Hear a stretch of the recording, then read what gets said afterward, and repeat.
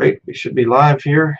Just trying to see real quick here. Let me make sure that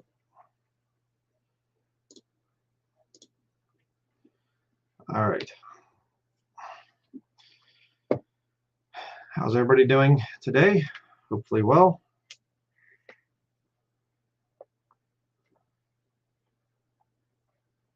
Good afternoon, or whatever it is, wherever you are, depending on who all is tuning in.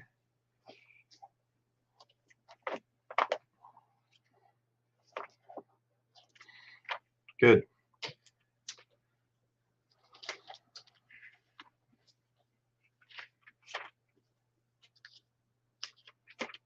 All right. Okay, today we're actually going to start out with some scripture. I haven't been doing that. But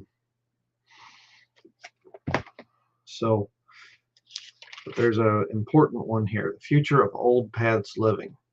Jeremiah chapter 6, verse 16. Thus saith the Lord, stand ye in the ways and see and ask for the old paths, where is the good way, and walk therein, and ye shall find rest for your souls. And unfortunately, most people will say, but they said, we will not walk therein. But here's the thing. Stand ye in the ways and see and ask for the old paths.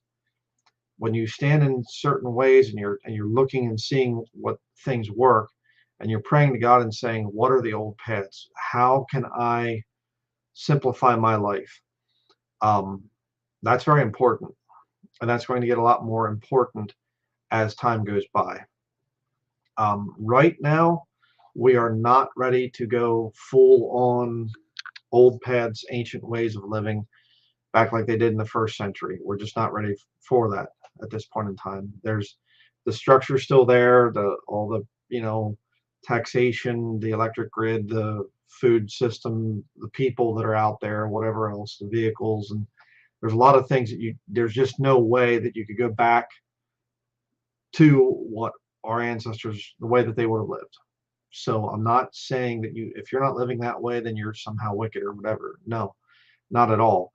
But could it happen in the future if things really break down before we get called up to be with the Lord?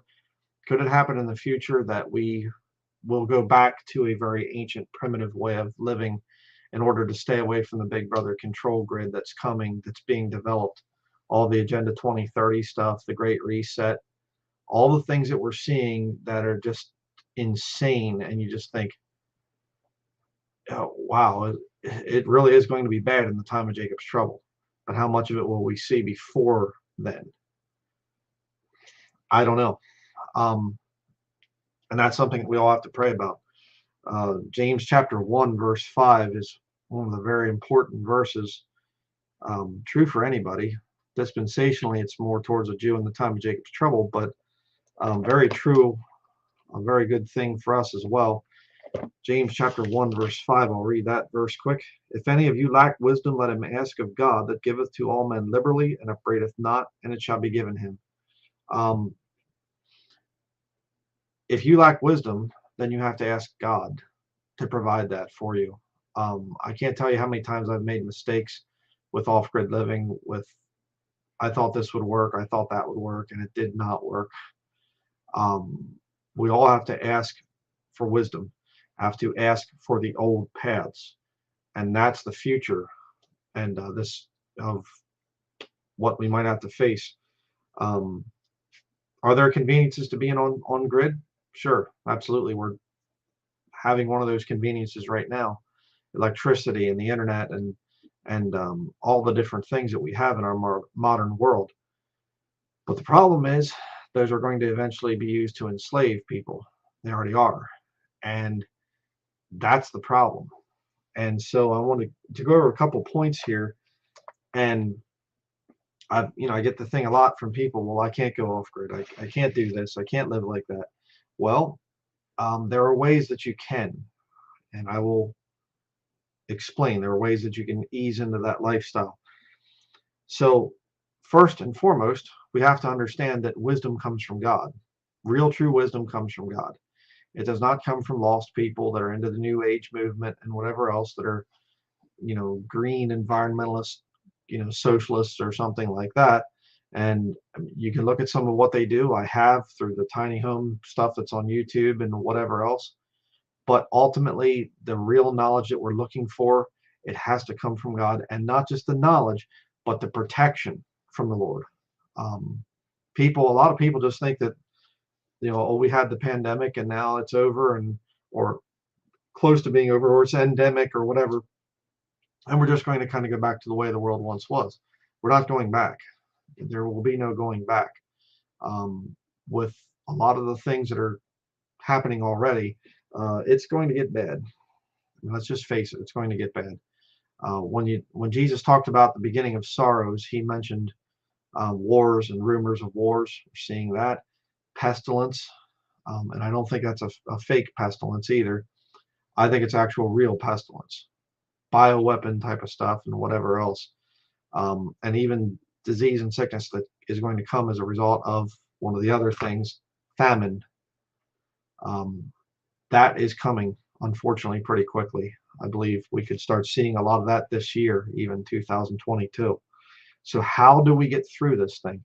Well, as Christians, as those that are saved, we can actually have God's protection and God's provision in these very tough times.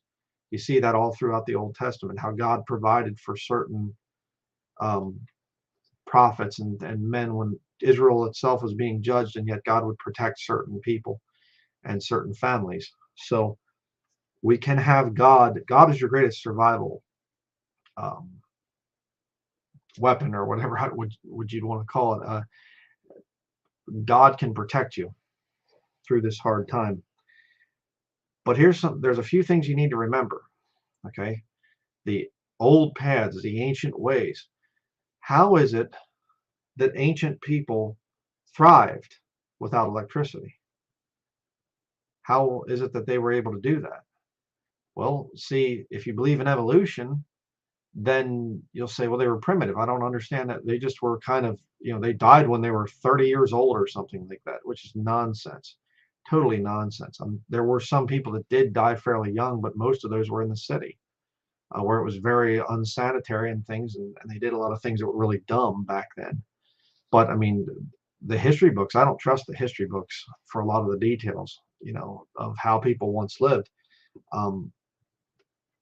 I just don't. I mean, I've read different accounts and things where, people in the past weren't dying at just young age, and they were just small and really kind of dumb and whatever else. I mean, our King James Bible is a perfect witness to that. Translated over 400 years ago, and on a level that the scholars of today can't even fathom. The men back then were brilliant, writing dictionaries, and a boy, I forget if it was Lancelot Andrews or one of them, and he's reading and writing Hebrew when he was 6 years old. Compared to today, oh, they sure were dumb and primitive. They weren't primitive. They weren't dumb. And you studying the ancient Viking people and things like that, the Nordic people, they were building boats that baffle modern boat builders.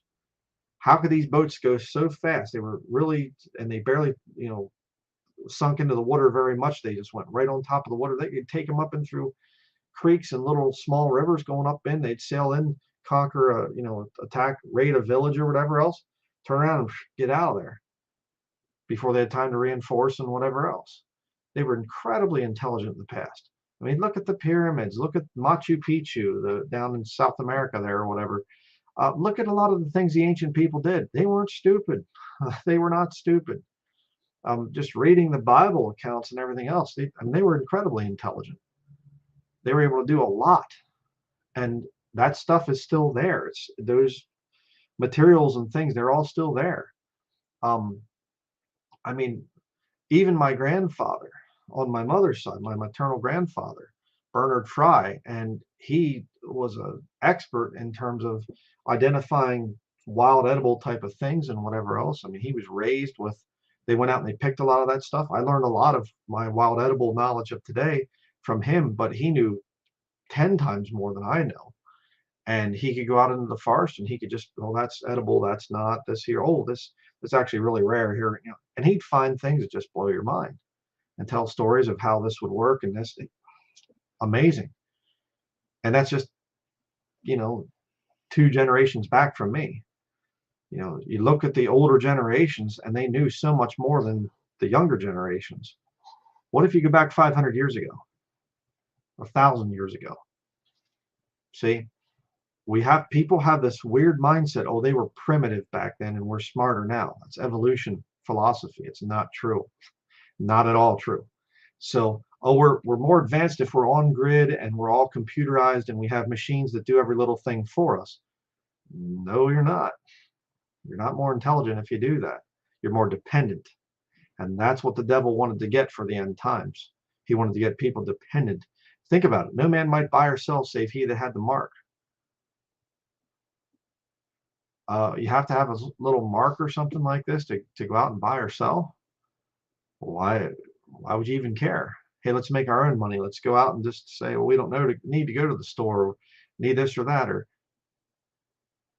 all the things that people are controlled by in the end times just showed up in the last few hundred years. What if they seize my bank account? People in the past didn't have bank accounts. Couldn't be bothered with it. Banking and all the system of fiat currencies and debt, based this and that. You create wealth through debt. It's folly. So our God is there. He is able to take us and show us those old paths. How did ancient man, not primitive, how did ancient man make these things happen? God, please show me what I'm supposed to do. Things start breaking down and whatever else, and you have to leave a city. I mean, the people in the Ukraine and things, I'm sure that there's some cities over there that they're fleeing. That might happen here in America. And all of a sudden you find yourself heading out into the woods someplace and thinking, okay, I kind of need some of that old paths wisdom right now, God. Yeah, I'm going to give you a couple things to think about here in terms of the future of old paths living. First off, I think that people need to rethink food preservation. And what I mean by that is a seasonal diet. There are certain things that are in season, and the Bible even talks about in season, out of season. Not in relation to food, I realize, but think about the mindset of people there. There are certain things that are in season. So if a huge portion of the population of this country gets wiped out in the future here in wars and whatever else, well, you might have to say, hey, in season I can go up north and I can do this and I can do that, and then other parts of the year I'll go down south, or I'll go over here and I'll do this and I'll do that. I know for sure that there's still some whatever wild edibles down there, or this, or you can travel around. Let's just say even today, rethinking the thing of refrigeration. Again, we're talking off-grid stuff here. So can you build a cold cellar? Are there preservatives? Are there ways that, natural preservatives, salt, sugar, vinegar, things like that, that you can put with your foods to preserve them without the need of freezing them or refrigerating them? Are there ways that you can certain things like meat and fish and whatever else, things that won't be destroyed by heating them? You start to can fruits and vegetables. Well, that's problematic because you're heating them, which kind of destroys a lot of the enzymes and things, takes down the nutritional level of that stuff. Are there ways that you can preserve foods without refrigeration? Things that come into season, you have a big harvest of whatever crop. Are there ways to preserve those?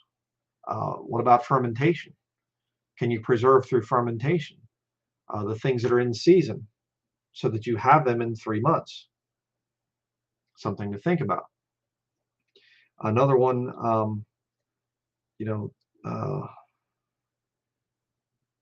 another one, I'll say this, I'll skip ahead in my notes here a little bit. The idea of hot refrigeration. So, what? Hot refrigeration?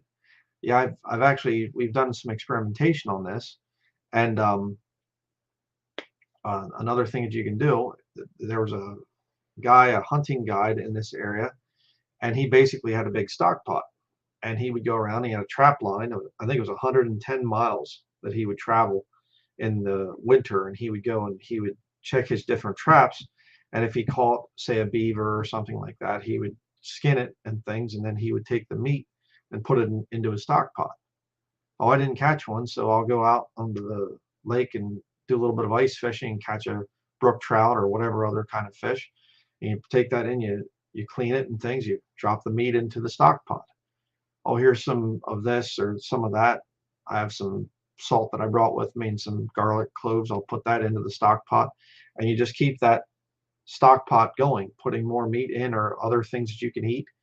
And you can basically preserve your food pretty much almost constantly by keeping your stock pot going, keeping it hot. The food doesn't really spoil. Very interesting. And you can do that for a long time. We've had stock pots going on our wood stove, and I'd say probably for 2 weeks.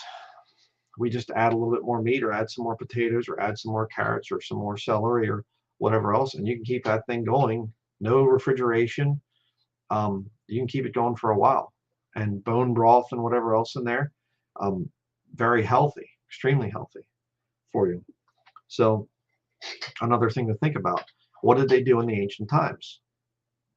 They didn't have refrigeration. I mean, there was no refrigeration until, maybe 100 years ago, maybe a little bit of experimentation before then, but certainly in everybody's homes, I would say less than 100 years ago. So something to think about. Another thing to think about, electricity is very dangerous, right? I mean, you get right down to it. Yes, I'm using it. Yes, we all use it. I get it. But when you think about it, if God would take away the electricity, if the electricity grid would go down, we'd actually be healthier. Electricity puts off fields. You can get shocked by it. It can burn your place down. Happened to me when I was a child. Our house, there was actually a tree came down in a bad windstorm, and it caused a short, and there was something went wrong. They didn't have something wired into the house right, and it basically caused the wires inside the one rear wall of our house to get really hot, and they actually lit the wall on fire. And we had to run to the neighbor's place and use their phone, call the fire department. By the time they got there, the whole bottom part of our house was burned, and everything else was just messed up because of smoke damage. And they had to come in and rebuild the house and everything else, but it was electricity that did it. Had we been, free of the grid, we would never have had a house fire. And we burned wood there since 1978. 1978 to 2001, wood was our only source of heat that entire time. So, it's just there's dangers of being off grid. Well, if you keep your chimney clean and you don't use a lot of candles or open flames or whatever else, there's not very many dangers. People that have their houses burned down because of a wood stove, it's because they don't clean the chimney. They are burning wet wood with a lot of pitch and sap in it and whatever else. That's what burns the houses down. Or they'll be careless and leave the doors of the wood stove open and a spark goes out onto the floor and they don't catch it in time and it burns the place down. But for the most part, it's a lot safer to be without electricity. So if the power grid would go down and you have to live the rest of your life till the Lord catches us up, and you have to live without electricity, you'd actually be safer in many ways and healthier too. You say, well, then I guess we should just live like the Amish live. Well, I hate to burst your bubble. Anybody out there that thinks very highly of the Amish, they are not independent of the electric power grid. All right, they're not. They are not. Being from Lancaster County, Pennsylvania, we used to just laugh at people. There were so many different Amish that had electric power grid, electric hooked up to their farms, and they hide it, whatever. They put the lines underground, and literally knew a Amishman. His name was Daniel Zook. He had a big wood turning replication business, and he's dead. He died of cancer a number of years ago. But I did some work with him, making chair spindles for him as a pattern, and then he would replicate them. And I remember we went to his shop the one time. He had this big barn and he had really big equipment in it and everything else. And he had this big, I forget what the thing was, $35,000 or something, computerized lathe, wood lathe, and he goes to turn the thing on so he could show me how it worked. And he goes over, kneels down in front of the lathe, and he pulls up one of the floorboards, and underneath you can see the wires coming in, and there's the plug, and he gets the plug for the uh, big computerized lathe, and he plugs it in, and he looks up and he grins and he says, "Don't tell the bishop," and he smiles, and then he turns his lathe on and all the computer screen comes up and everything, and I just thought, yeah, we know about a lot of that stuff. And of course, if there's enough money coming in, the bishop just kind of looks the other way. The bishop is the head of the Amish church, if you don't understand that. But Amish are not independent of the electric grid. You get some of the really strict, like the Schwartz and Trooper types or whatever else, they will claim to be and try to be and whatever else. But even they kind of look favorably towards that electric power grid, and they'll be very hypocritical in the sense of, oh, we don't drive vehicles, that's worldly and everything else, but then they want their neighbors that have vehicles to drive them places. And so yeah, if the power grid goes down, the Amish are not going to just be able to continue on in their ways and whatever. Amish are very parasitical when it comes to business. They need the English world, the non-Amish world, they need them to make money. So the Amish, with their crafts and their baked goods and their furniture and their tiny houses and sheds and whatever else, they need the world out there to sell that stuff to. I don't know of any Amish communities in all of America, all of North America, I should say, both Canada and North America, and America. I don't know of any Amish communities that are just self-supporting and they don't have anything to do with anybody. I don't know of any. So independence from the power grid. Don't look to the Amish. There's some things that they do right, absolutely, but a lot, you have to think a little bit harder on some of this stuff. Another thing I see coming in the future, if you want to be free from the smart cities and the whatever other stuff, again, I don't know if that stuff will come in before the Lord takes the church out of the situation here on the earth. I don't know, but what's coming in the future, horses and walking for transportation, or bicycles or other things that are non-gas related. Another thing I've looked into quite a bit, I have been a major fanatic for vehicles. I like old cars, and I've seen a lot of the guys that they work on old cars and things on YouTube. I'll occasionally watch their videos just to see how would you put this on or whatever else. If I have a vehicle I need to fix, I'll look it up or something. And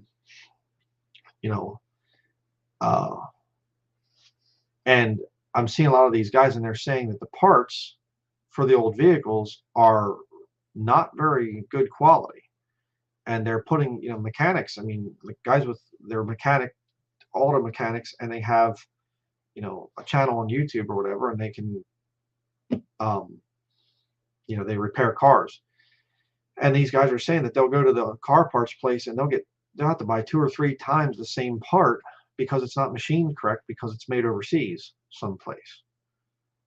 And they're saying this is not good. The car industry is really falling apart, and you have the chip shortage and all that other stuff. I mean, it's crazy. So what's the future of auto, cars and things like that? I mean, the newer ones track where you go and everything else. It's insane. And what about the price of gas? See, again, you're dependent on all that stuff. Get into the thing of horses and whatever else, and I don't know the first thing about horses, so I'm not trying to again condemn somebody because they have a car or something. I'm not really all that great with horses, but that's something that I might have to learn in the future. Something I'm open to. Just some things to think about, and going forward into the future with all the stuff that's coming. What did people do in the Bible times? How did they live? How did ancient man live? They weren't just starving and whatever else.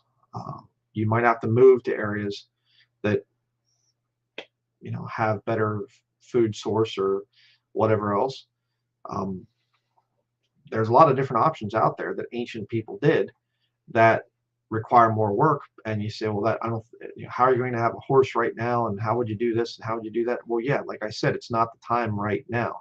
You can start to study it, start looking into it. Um, but they start bringing in this green agenda stuff. We are going to be forced, if you want to remain free, you will be forced to go back to ancient path type of stuff, old paths, wisdom. And the Bible tells you to ask for it. So how can you start going off grid instantly? Okay, today, right now, how can you start to go off grid? Point number one, read books like Foxfire, the Foxfire series, and One Man's Wilderness, and any other types of books that you can find about ancient wisdom, how people did things without electricity before the electric control grid came in, or people, Dick Proenneke wasn't exactly trying to revive ancient methods or anything like that. He was just saying, I want to move out into the middle of nowhere in Alaska, and there's no power out there, but I can survive just fine. A lot of the right, thinking. You have to educate yourself. Again, asking for the old paths, the Lord will start to show you some things. He'll lead you into the direction of, learning and things about a lot of this old stuff. Another thing that you can do is ask yourself the question, what do you really need being the key word, to survive? Something to think about there. What are the things that you just can't be without? And another thing that I think is a good thing, if you would eventually have to move, you're some kind of refugee or whatever else, you have to get out of Dodge, as they say. Things really go bad. There's bombing happening and whatever else, and you have to get out of there. Well, you need to think of the mindset. You start out, quote unquote, homeless, even if you have things with you. Say, okay, I'm going to be homeless in terms of I'll go to a property and I'll just say all I have is food and raiment, like the Bible says, therewith you're to be content. Okay, I have food and raiment. Food in my stomach, clothes on my back. That's all I have. All right. Would that be a pretty rough way to go through the night and whatever else? Yes. Well, then build up from there. But what I'm saying is that way you start out small. You're thinking small. Okay. Do I have food? Do I have clothing? Good set of clothes and some food with me and whatever else? Yes. All right. Then go to the next, thing there, the Bible. Make sure you have a Bible with you. But start building up from there. Instead of, because see what you do is when people get all mixed up with the off-grid thing is they think I have to have everything figured out right away or else I'm a failure. That's why I'm saying start out homeless in your mind, right? Start out food, clothing, and a Bible, we'll say. And you say, well, I have more than that. Well, good. Then you do more than that, or you can do more than that. Hopefully I'm making sense with that. I don't know how else to say it. Another thing to remember, all of your ancestors, all of our ancestors were once off grid. They did it. We can do it. We can rediscover a lot of that stuff through prayer, asking the Lord, how do we do this and whatever else. Start to study, your past. And I mean your past, whatever your ancestry is and things, getting in touch with that and saying, okay, my ancestors came from Germany, my ancestors came from Spain, my ancestors came from China, my ancestors came from Africa, from wherever. How did they live? How did they do those things? And another very important scripture I'll share real quickly here, Deuteronomy chapter 32.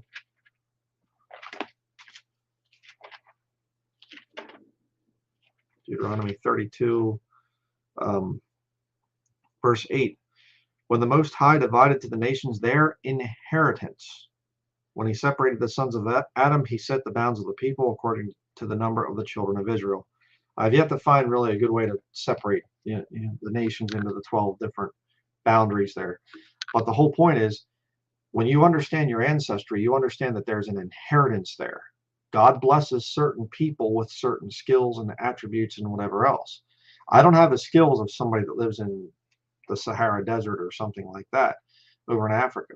There are some people over there that are very talented, and I'm sure I could learn a lot from. But that's not the boundary of my ancestry. There's people in Japan that know a lot of good things, in China or India or wherever. My ancestry is different. My ancestry is Switzerland, Germany, and sort of the British Isles and things. I have some, Scottish Highlander, blood in me as well. And that's my ancestry. The barbaric, Germania, Britannia, if you go way back, um, that's where my inheritance is. So I can look at the way that those ancient people did things, and I can say, all right, what are those skills, those old paths? That's my inheritance that God has prepared for me. If I go outside of my boundary, and I know people would say, well, you're in North America. Yeah, but if you study Japheth, he will dwell in the tents of Shem. It's a prophecy for the future. That's why my ancestors came here, to get away from the Roman Catholic control of Europe. We came here and we carried out, we didn't say, oh, we'll just come and live like the Native American people. No, we didn't do that. We brought our inheritance from Europe and came over here, and oftentimes we're settling in areas that were almost identical climate-wise to where we came from. So rediscovering your past is a very important part of that, because there's an inheritance there that God has for you. That's an important thing. Another one that you can do, a way that you can go off-grid today, in terms of that you're, let's expand the term of off-grid more than just getting away from the electric power grid. Let's say self-sufficient, another way to say it. Another thing that you need to do for that is control your spending and get out of debt as quickly as you can, because that's going to be very important. If you can control your spending, live very frugally, get yourself out of debt, no more credit cards, anything else like that, get out of debt, and really spend some time praying. Okay, Lord, what do you want me to do with what's coming, and whatever else. An important thing. Try to cut unnecessary conveniences out of your life. Try to start doing things by hand. A quick thing that you can do is just start washing your dishes by hand. That might not sound like an important thing, but it's a very important thing. One of the things that we do, being off-grid, is we do not we have no hot water that we can, spigot that we can turn on. So what we'll do is if there's a dish that we can put on our wood stove, or not a dish, but if there's something we can put on our wood stove with water in it and a little bit of dish soap, like a drop or two, we'll do that. We'll have a frying pan that we used, not the cast iron one that we do. You don't really want to wash those with soap and water, but because it ruins the seasoning of the pan, or the skillet, I mean. But if we have a stainless steel frying pan, what I do is I just put a little tiny bit of water in the bottom, a few drops of dish soap, put it on top of the stove, and it heats the water up in a matter of a minute or two. Take it off and clean out the pan very quickly and wash it off, and done.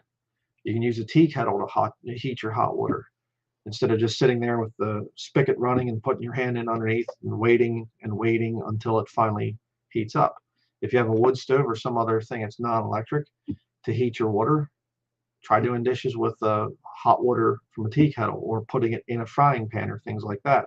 Another thing I've done is, after I get the frying pan clean, I can put more water in it, a little bit more water and some more dish soap, heat it up again, and then I can put all my silverware in there and just wash it quick and dump it all out, rinse everything off, and there you go. You can save a lot of water that way. Try to get away from the conveniences of a dishwasher and things like that. Start doing your dishes by hand. If you have an electric mixer or something like that, and it's something that you could actually mix up by hand, do it that way. Instead of making mashed potatoes in your mixer or your blender, try making them, getting an old potato masher and use that. Do it by hand. Start to revert back to, okay, I don't need these conveniences. If things go really bad, I'm not going to just be this helpless, slave that's tied to the grid, the electric grid.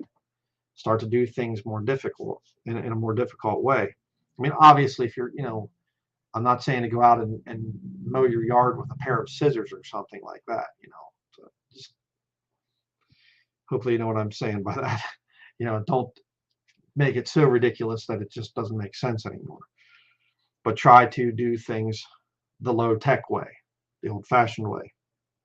Another thing that would be great, start going to historic museums. See how people did it, things in the past. Look at some of the ways that they have things set up, and this is how people used to live and whatever else. Again, study history. Ask for the old paths. That's a very smart thing to do. You say, I don't have land, brother. I can't get the land. I live in the city or whatever. Okay, then start to study, start to pray, start to say, I'd really like to live a more simple, sustainable life where I can't be controlled by the devil's people. That's what the main reason of me doing this whole seminar was about. Not so much about people can go and live in the beauty of nature and whatever. That's great. But the control that I see coming from the government, it's just going to get worse. And you'll own nothing and be happy.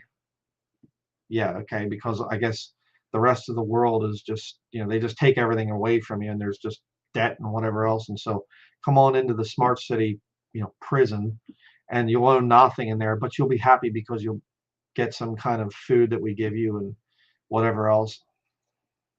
Not my way of wanting to live in the future. And of course, a very important thing too is learn to walk. Most of us do not walk enough, and it's really good for your health. What I'm doing right now is actually very unhealthy. What you're doing is probably very unhealthy as well. Sitting down a lot is really not that good for your health. And I have to remind myself, hey, instead of driving my vehicle down to the end of the lane to do something, just walk. I remember I had a neighbor years ago, and it was a half mile, my property, when I had the one I showed in one of the previous ones about buying off-grid land. My property that I had in Littleton, Maine, it began a half mile off the road. Is where my property began. I had to go back a right of way, 1/2 mile back in, and I hiked back in all the time. And I just, if I had stuff to take back into the property, I'd carry it on my back or something, or on my shoulders. And he thought I was crazy. This my neighbor had a guy working for him. The guy was working for him. He thought I was crazy. He'd say, I remember the one day I'm getting ready to carry some stuff, and he said, are you walking that stuff back to your property? And I said, yeah. And he said, oh man. He said, that's a half mile back in there. Yeah, it's kept me in good shape.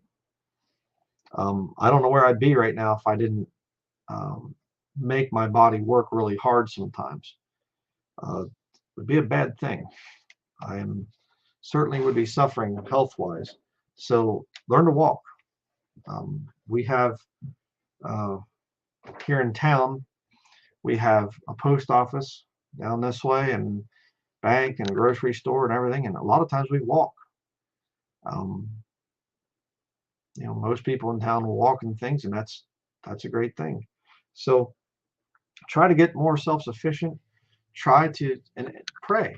And I mean, I know some of you are in really bad situations. I get emails from people, and different things, and people say, yeah, I'm have this thing wrong with me. I'm living in the city. I'm by myself. I'm a widow, or this or that or whatever. What should I do? Well, pray. If you're saved, if you're genuinely born again, then you can pray and just say, all right, Lord, I'd really like to get out of this situation. Show me what I should do. Get your nutrition. If you're in a really bad situation, make sure you're saved. First and foremost, we have a salvation message on our, you go to my main channel page and the salvation message comes up, watch it. Go through the scriptures. I go through show the scriptures and everything else. Watch that. Make sure you're saved. Okay. Secondly, get your nutrition fixed up. All right. And that doesn't mean that you have to go out and buy the finest organic foods and eat. You will be surprised just removing processed junk food from your diet. If you're drinking poison pop, get that stuff out of your diet. Don't go out to eat. No fast food. That stuff's expensive. You talk about, oh, organic food's expensive. The fast food stuff's expensive, and it's getting more expensive as time goes by. Get that junk out of your diet. Just go and get some apples or some potatoes or some good meat and things. Buy some good sausage or whatever. Again, whatever your ancestry was, known for and whatever else. Get that stuff. Start to cook on your own and watch your health start to improve. You'll start to think more clearly. That's a big thing. I think a lot of people don't realize how toxic substances in food actually destroy your ability to think clearly. But you start to get your health in check, then start to study. Start to really research and study and things, how to live in a sustainable way. Implement some of it in your life, wherever you live, wherever you're at. Find ways to start implementing some of what I've taught in this seminar and get debts paid down. Go camping. If you say, well, I can't go camp. Okay, can you find a park locally that you could walk to, drive to, and then walk around the park, get some fresh air? There's a lot of things that you can do to point yourself in this direction and slowly get there. And just, okay, Lord, I'm pretty, I'm ready for this whole thing. What should I do? Get a little motor home or live in your van for a while, or well, there's a lot of things that you can do. Study it, pray about it. What did your ancient ancestors do? So that's about all I had to say for now, for this off-grid seminar. There's a whole lot more I could be putting into this whole thing, but I'm just trying to give people a thorough yet basic understanding of what to do to go off-grid and to be more self-sufficient and to return to those old paths. Where's the good way? And you'll find peace. So we can end here with some questions. Still have some time. Again, put question and then your question in behind it. That way I can see it easier.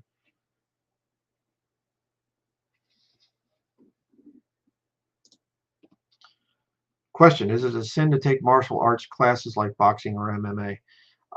Well, I've known people that get into the thing of, martial arts and whatever.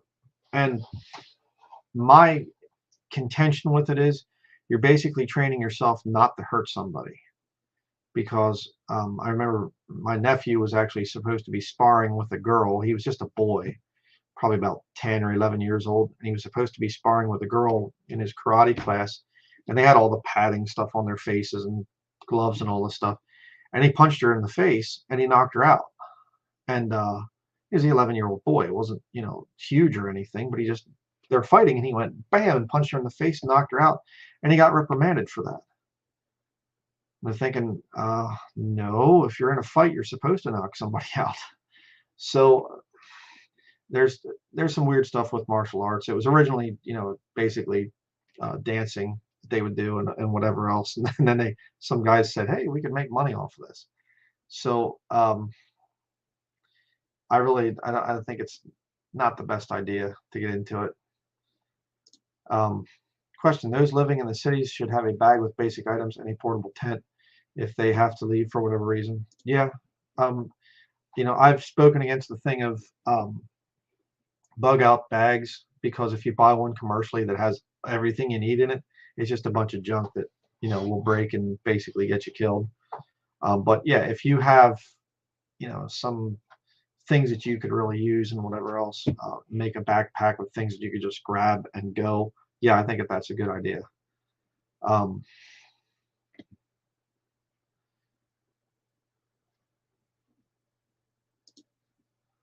Question: think, would Jesus, if he was on earth now, ride in a earth scorching metal death trap that is a car? Probably not.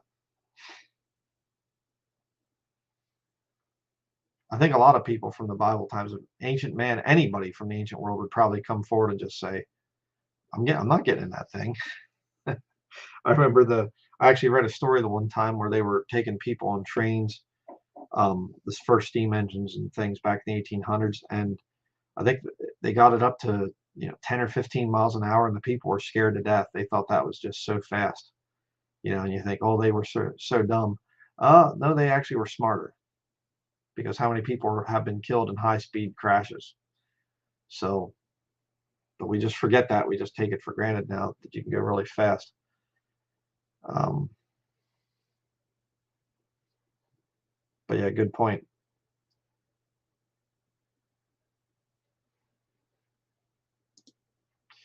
Best way to bring in cash in off-grid living. Pay for things in cash as much as you can. If you're trying to hide cash on your property or whatever, uh, that's problematic because cash can get moldy or whatever else, can burn in a fire.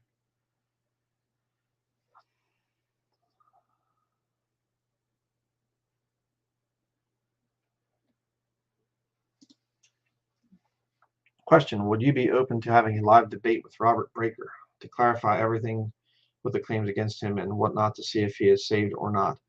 I don't think that would ever happen, honestly. Debates are problematic because they're not really, they're kind of condemned in scripture and things. But, I've been going back and forth with the thing of Breaker, and then he makes videos and he's always coming out and attacking what I preach and whatever else. So, technically the debates have already happened. And, some kind of controlled debate or whatever else, both sides would come out saying we won. You know, if I saw the guy in person, which probably won't ever happen, but if I did, I'm not afraid to talk to anybody for any reason. Um, but an actual debate and whatever else, I don't know. I think it probably would just be a big waste of time, really. He's not going to change his positions, and I'm not going to change mine. So, what would it prove? Any other questions?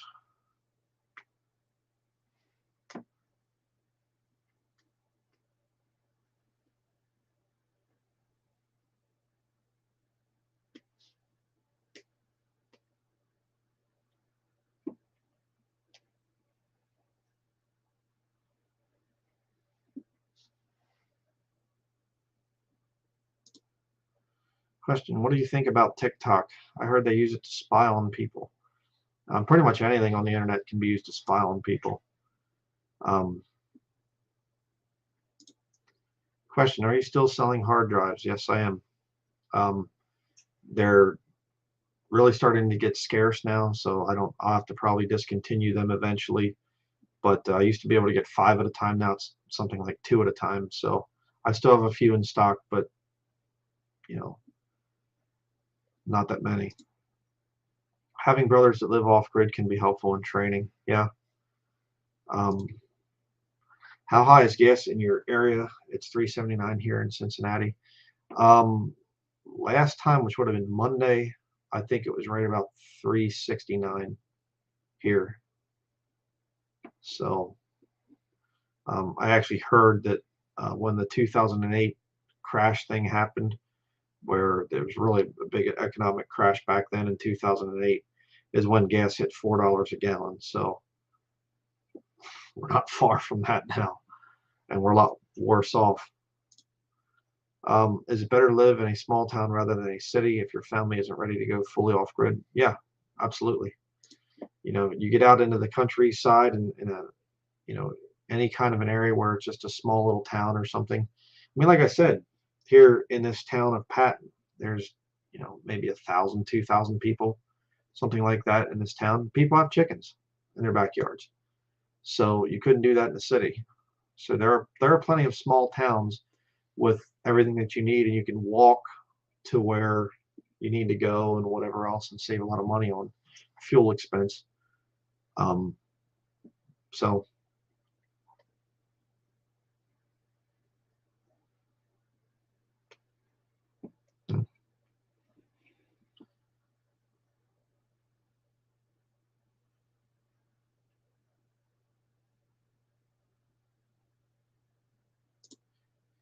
develop hobbies where you can make useful things that you can sell or barter, as well as improve practical skills that you can service out to people. Yeah.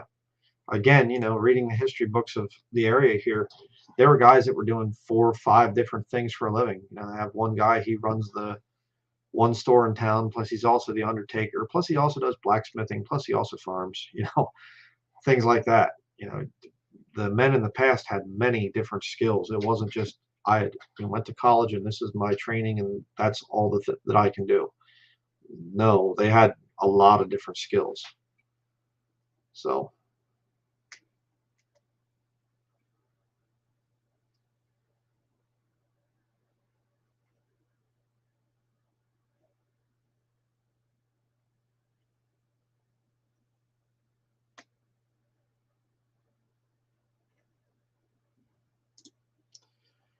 question: will there be a video you do on self-defense and different weapons for different situations? No, no. There's enough of that stuff on YouTube.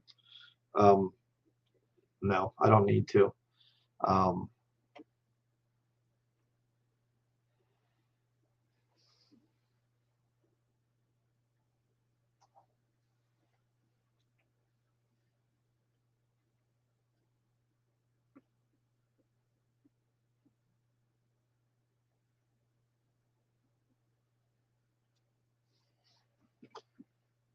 any other questions?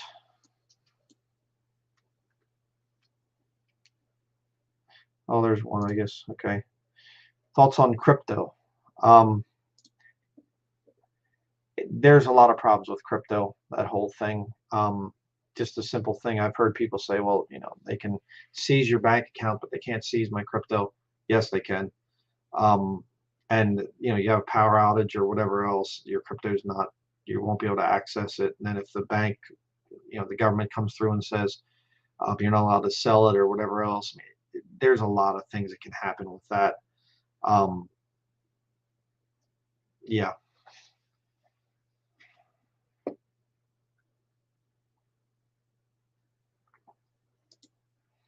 Well, you did a video on self-defense. I talked about the scriptures that support self-defense, but I didn't do it on showing anything. I had some guns on me when I was doing the sermon, but that was it. Years ago, I did that one. Are you still putting videos on Rumble? Yeah, I actually synced up my YouTube and my Rumble channel, so whatever I put on YouTube instantly goes over to Rumble and is there. So,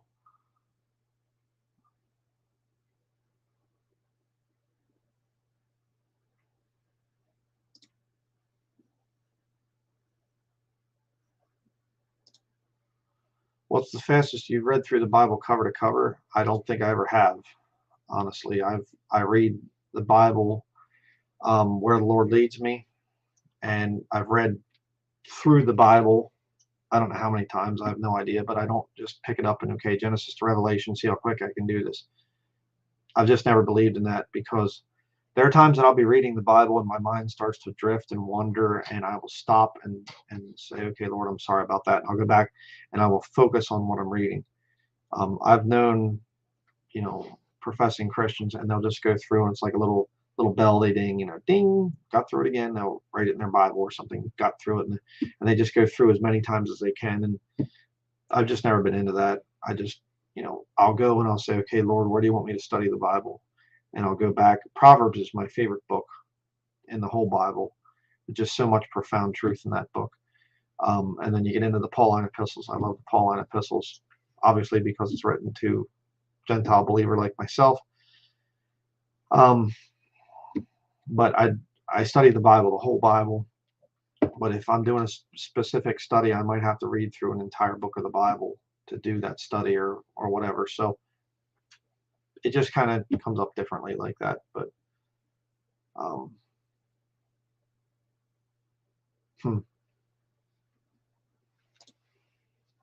back from a sudden blackout, funny in a way. How to prepare for off-grid living? Yes, very important.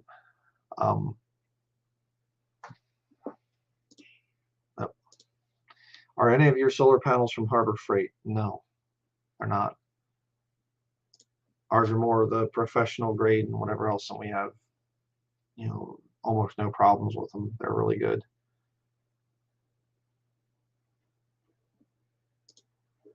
What do you think about Christians getting rapture dreams? I've had a few myself. I don't really put a lot of stock in dreams. I've had some bizarre dreams, and a lot of bizarre dreams. So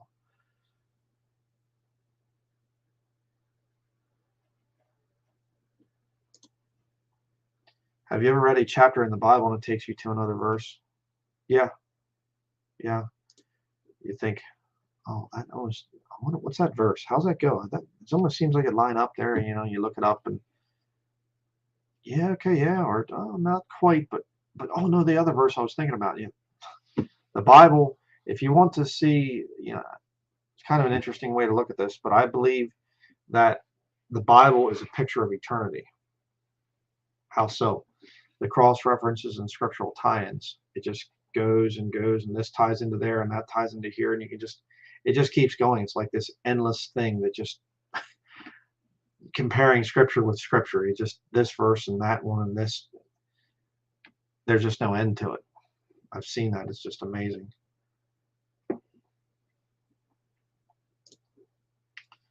What is the most important survival gear to buy first? Well, in terms of the physical, most important is the Bible. That's spiritual, but the most important survival gear to buy first. Um, that's actually a really good question. A knife, a good knife, I think is important to be able to cut things and whatever else. I'm a big knife guy. I always have been since I was a boy. They have these little things I carry one on my keychain, just a little Leatherman tool. You can see mine's all beat up from years of use, and it has the pliers inside of it. That's important if you have to pick something up that's really hot, or you can do whatever else. You have a splinter in your finger, I can actually use these to get a splinter out.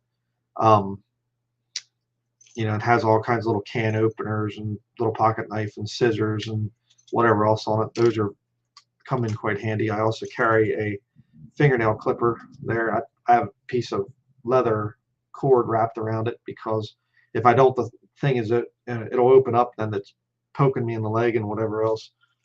Then I have it on a little carabiner like that, that you can open and take it off if you need to use it.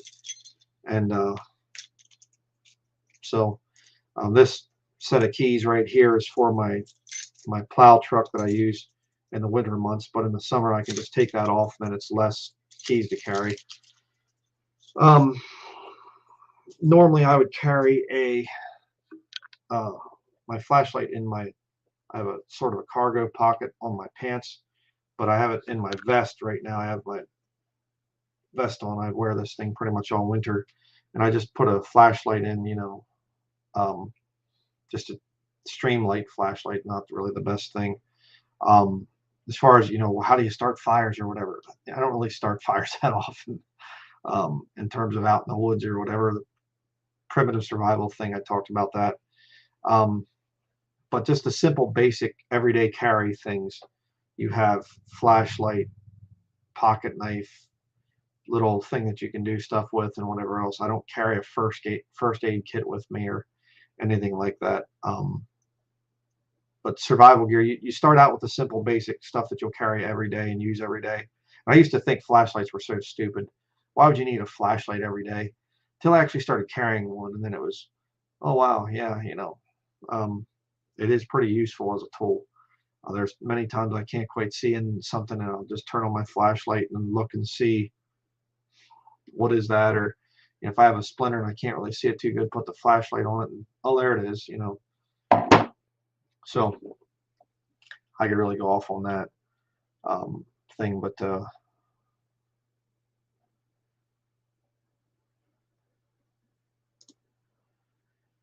have you or would you consider making a video about trapping and skinning animals?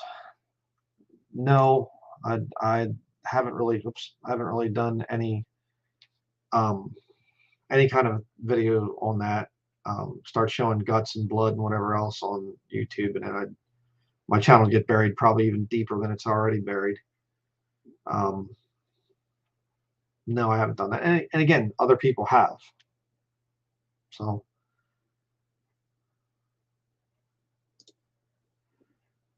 question, do you believe Donald Trump can get saved and truly help this country's next election? Or is he gone? Is he too far gone? And is he part of the secret societies or not that high up? Pence maybe higher up. Donald Trump is a Freemason. He was Jesuit trained. The guy's a total scumbag. He didn't do anything good for this country.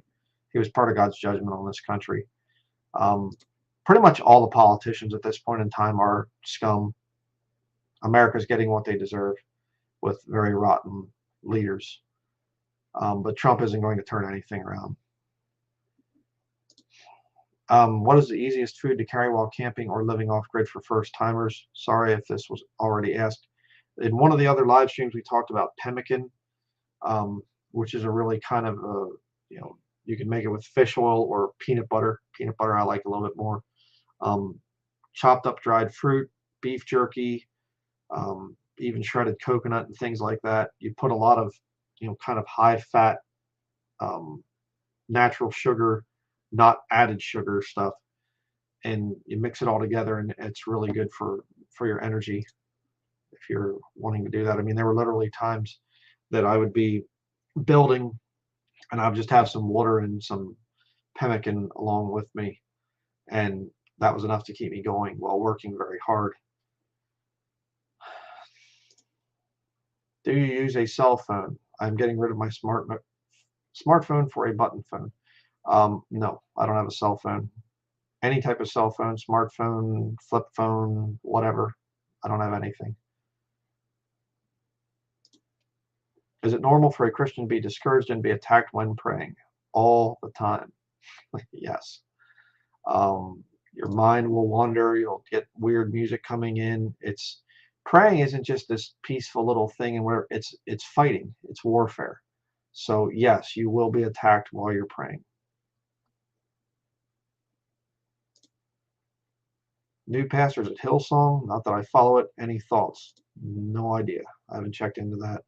I know what Hillsong is, but I don't know anything about their new pastors or whatever. Will you be doing some cooking videos? I've thought about that. Not sure what to do. I don't know. I've thought about doing some wood stove cooking videos, off-grid wood stove cooking videos. That's all we do right now. We don't cook here in town or anything. We do in the summer months because for now we don't have a off-grid kitchen setup that's separate from our sleeping area, and it would get rather miserable if I was cooking and eating, or cooking and sleeping in the same building off-grid. But I don't know. I might do that. I'm not sure. It's still something I'm praying about. Pretty much all of our politicians are Catholic. Yeah, put that comment up because you're exactly right. People need to remember that. If they're working for the Catholic Church, then they have dual allegiance to the Vatican first and to their country second. And if the Vatican says jump, they say how high.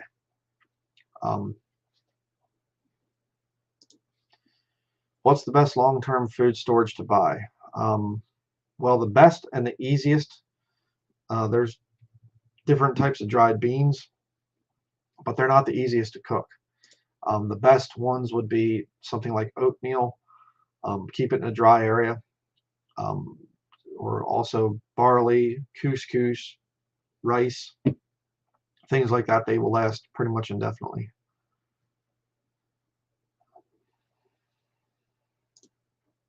City dwellers can start making hardtack. It is a tested food. Yeah, kind of like a little hard biscuit thing. Yeah.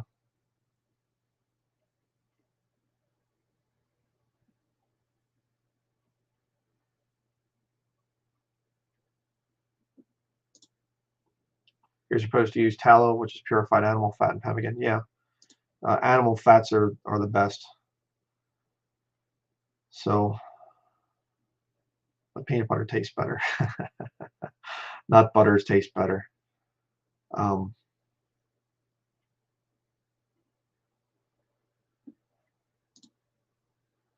If you don't want to be completely off-grid, what area in Maine would be good to move to?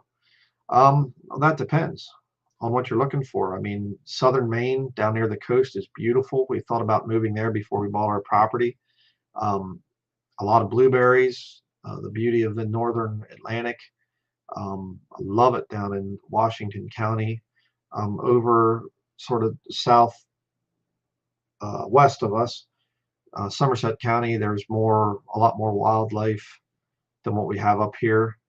Up here we get Baxter State Park, the beauty of that, and we still have pretty good mixture of a lot of things. Then you go up way up north to Aroostook County, the Madawaska, the high part of Maine, and up in there you get a lot more cold up there, and a lot of the French speaking people up there and everything else.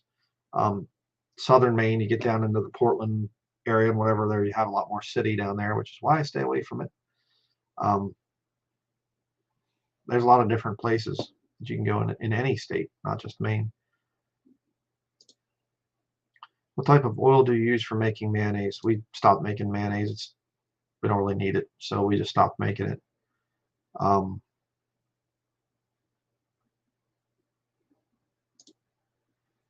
is it bad to read the Bible cover to cover? No. I personally like reading it that way, but I do sometimes have a hard time focusing.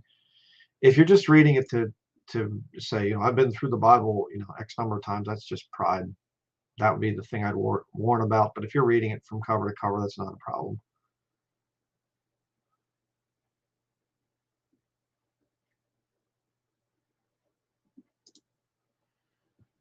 Question: I learned that if you freeze the grains for a week, like flour, etc., it can kill the white eggs that make them go bad. Then you vacuum seal it. A lady from Canada demonstrated 7-year-old flour. Yeah, or if you just store it in a frozen area like what we have, really not much of a problem.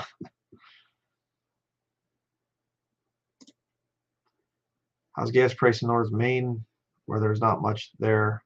Not sure how rural gas is. It's $4.19 here in Lancaster, PA. Yeah, it's still below $4 a gallon, but that could have changed. I don't know. I haven't gotten any in a few days now, so things are changing so rapidly. But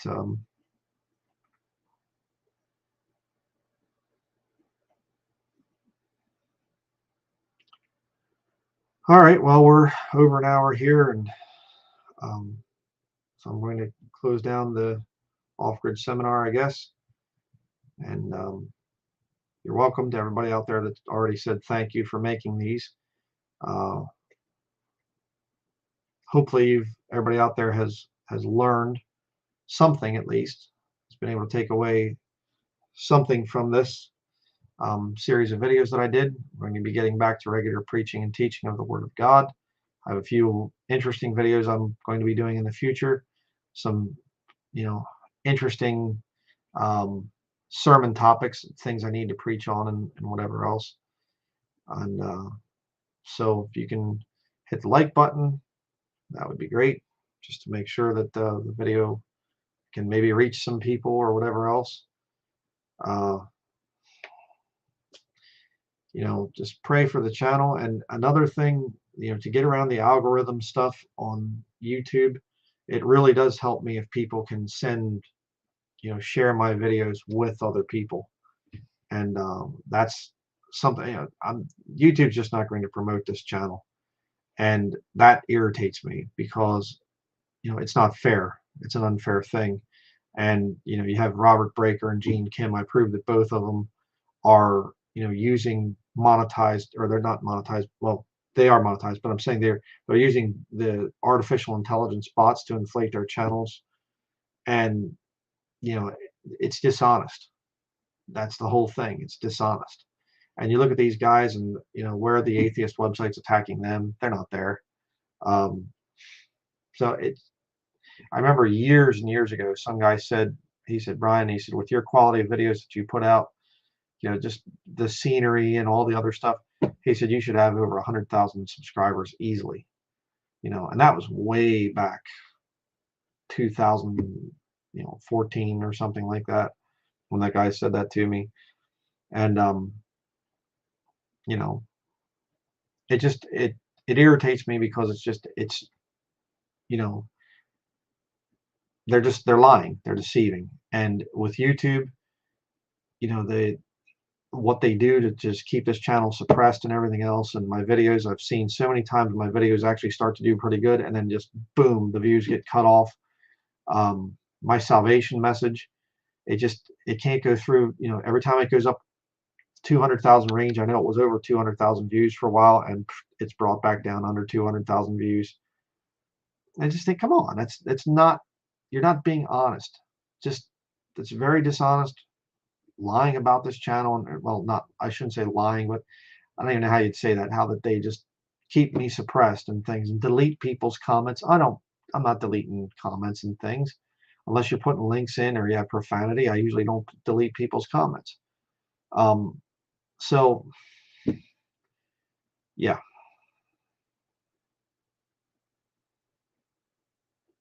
so that's going to be it. I could continue going on here, but need to get some other stuff done today. So thank you to everybody out there for your kind words of encouragement as I've been going through this whole thing. And just pray for the ministry. I don't ever want to get so huge that, I have 1 million subscribers or something like that. But I have a calling to be able to get to people. And if YouTube is purposefully suppressing this channel, that ticks me off. Um, it's not about, well, I can make so much more money or whatever else. That's not the issue. It's, I take my talents that the Lord gave me, and I try to reach people with the Word of God and do things that are unique and interesting, and and then to have that suppressed, um, it just isn't right. And they will answer for it, and I know that. Um, but I will probably be coming out with some stuff that is, if I come out with anything controversial about the whole pandemic or whatever else, I still am not feeling. I can see the things changing here on YouTube, but I'm still probably going to put that on Rumble, and not here. So, but anyhow, that will be it. Um, and we will see everybody in the next video. Please do keep us in your prayers. And thank you for all those who watched all the way through and were here in support. I love your comments and everything else over there. And let's pray about it. Pray about what the Lord wants for your future.